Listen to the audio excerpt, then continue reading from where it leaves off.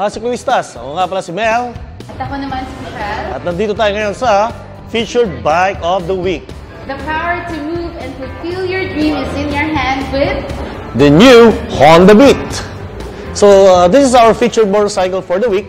And we have the Honda Beat, and this is now with the new color scheme. Nakikita po natin our news. The special features of these bikes, makikita po natin yung kanyang decals. It's a new decals.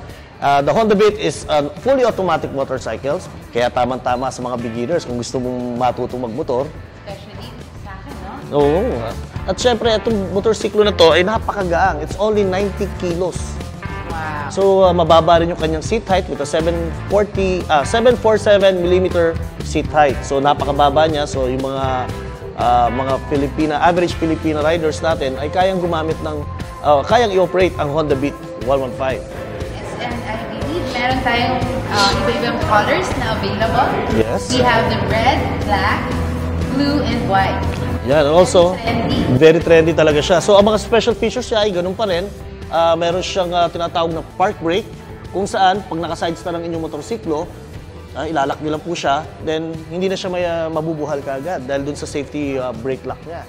At syempre, ang side stand naman niya, pag umaandar yung makina ng Honda Beat, pag ibinaba mo yung side stand, automatic magsha-shut off yung makina niya. Nice. And I believe dito rin sa ating headlights, no? Yes. Siya ay equipped ng AHO or ng tinatawag nating AHO, yung automatic headlight on. At syempre, kung halimbawa ipapark mo ang iyong Honda Beat sa mall or sa lugar na sa tingin mo natatakot ka pero kailangan eh. So, meron siyang tinatawag na safety switch or safety lock.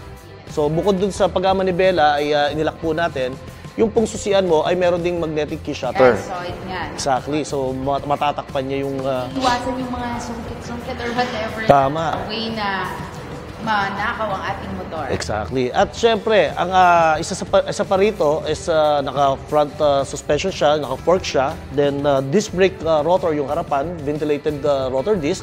Then, meron tayong drum brake naman sa likuran. And yung speed nito, Kuya Mel?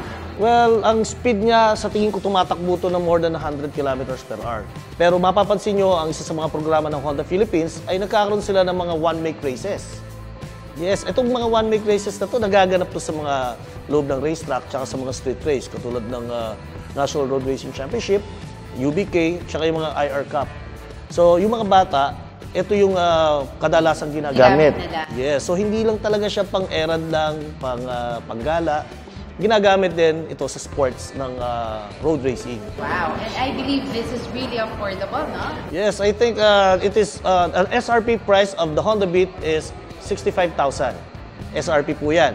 At syempre, kung saan nyo mabibili ang Honda Beat, mabibili nyo po siya sa lahat ng mga Rupali Motorcycles dealers and also Honda Motor Rally. Ayan. So, ito po ang ating feature bike, ang Honda Beat. Honda Beat.